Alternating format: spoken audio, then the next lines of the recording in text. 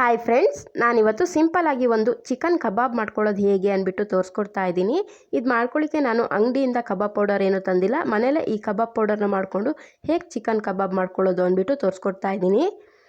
ಇದು ಮಾಡ್ಕೊಳ್ಳಿಕ್ಕೆ ನಾನು ಒಂದು 5 ಸ್ಪೂನ್ ಆಗುವಷ್ಟು ಕಾರ್ನ್ಫ್ಲೋರು ಹಾಗೆ ಒಂದು 4 ಸ್ಪೂನ್ ಆಗುವಷ್ಟು ಮೈದಾ ಹಿಟ್ಟನ್ನು ಹಾಕ್ಕೊಳ್ತಾ ಇದ್ದೀನಿ. ಇದನ್ನು ನಾನಿವಾಗ ಅರ್ಧ ಕೆಜಿಗಿಂತ ಸ್ವಲ್ಪ ಕಮ್ಮಿ ಚಿಕನ್ ತಗೊಂಡಿರೋದ್ರಿಂದ ಇಷ್ಟು ಪೌಡರ್ನ ಹಾಕ್ಕೊಳ್ತಾ ಇದ್ದೀನಿ. ನೀವೇನಾದರೂ ಜಾಸ್ತಿ ಮಾಡ್ಕೊಳ್ಳೋದಾದರೆ ಸ್ವಲ್ಪ ಜಾಸ್ತಿ ಪೌಡರ್ನ ಹಾಕ್ಕೊಳ್ಳಿ. ಇವಾಗ ನಾನು ಇದಕ್ಕೆ 1.5 ಸ್ಪೂನ್ ಆಗುವಷ್ಟು ರೆಡ್ ಚಿಲ್ಲಿ ಪೌಡರು ಹಾಗೆಯೇ 1 ಸ್ಪೂನ್ ಆಗುವಷ್ಟು ಶುಂಠಿ ಬೆಳ್ಳುಳ್ಳಿ ಪೇಸ್ಟನ್ನು ಸೇರಿಸ್ಕೊಳ್ತಾ ಇದ್ದೀನಿ. ಹಾಗೆ ಒಂದು ಮೊಟ್ಟೆನ ಒಡೆದ್ಬಿಟ್ಟು ಹಾಕ್ಕೊಳ್ತಾ ಇದ್ದೀನಿ. ಹಾಗೆ ಇದಕ್ಕೆ ರುಚಿಗೆ ತಕ್ಕಷ್ಟು ಉಪ್ಪನ್ನು ಸೇರಿಸ್ಕೊಂಡ್ಬಿಟ್ಟು ಚೆನ್ನಾಗಿ ಇದನ್ನೆಲ್ಲ ಕೂಡ ಮಿಕ್ಸ್ ಮಾಡ್ಕೊಳ್ಬೇಕು. ಚೆನ್ನಾಗಿ ಮಿಕ್ಸ್ ಮಾಡ್ಕೊಂಡ್ಬಿಟ್ಟು ಇದಕ್ಕೆ ನಾನಿವಾಗ ಒಂದು ಅರ್ಧ ನಿಂಬೆಹಣ್ಣನ್ನು ಹಾಕ್ಕೊಳ್ತಾ ಇದ್ದೀನಿ. ಮೊದಲೇ ಹಾಕಿದ್ರೂ ಆಗುತ್ತೆ, ನಾನಿವಾಗ ಹಾಕ್ಕೊಳ್ತಾ ಇದ್ದೀನಿ.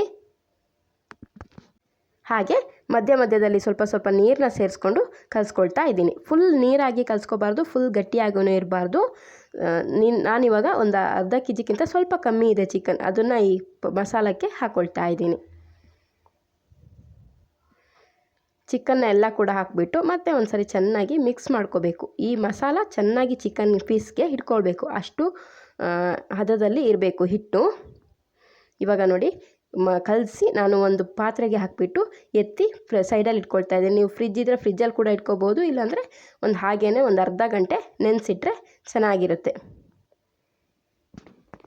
ಮಿನಿಮಮ್ ಒಂದು 20 ನಿಮಿಷನಾದರೂ ಈ ಥರ ಇದರಲ್ಲಿ ಮಸಾಲದಲ್ಲಿ ನೆನೆ ಹಾಕಿಡಿ, ಆವಾಗ ಚೆನ್ನಾಗಿ ಮಸಾಲ ಇಟ್ಕೊಳ್ಳುತ್ತೆ.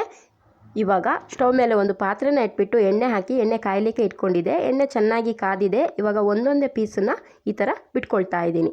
ಫುಲ್ ಇಕ್ಕಟ್ಟಲ್ಲಿ ಬಿಡಲಿಕ್ಕೆ ಹೋಗಬಾರ್ದು, ಬಿಡಿಯಾಗಿ ಬಿಟ್ಕೊಳ್ಳಿ. ಮತ್ತು ಉಳಿದಿರುವಂಥ ಚಿಕನ್ ಪೀಸಸ್ನ ಆಮೇಲೆ ಇನ್ನೊಂದು ಸರಿ ಬಿಟ್ಕೊಂಡ್ರೆ ಆಗುತ್ತೆ.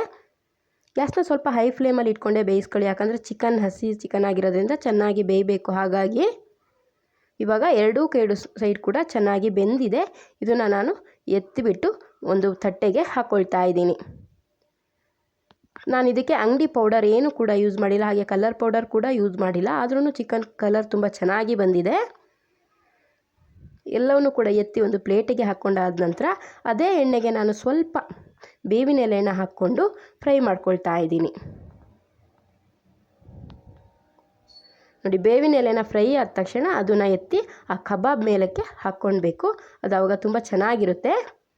ಇವಾಗ ಕಬಾಬ್ ರೆಡಿಯಾಗಿದೆ. ನೀವು ಒಂದು ಸರಿ ಥರ ಟ್ರೈ ಮಾಡಿ ಹೇಗೆ ಬಂತು ತಿಳಿಸಿ. ಇದೇನಾದರೂ ನಿಮಗೆ ಇಷ್ಟ ಆದರೆ ನನ್ನ ಚಾನಲ್ನ ಸಬ್ಸ್ಕ್ರೈಬ್ ಮಾಡ್ಕೊಳ್ಳಿ.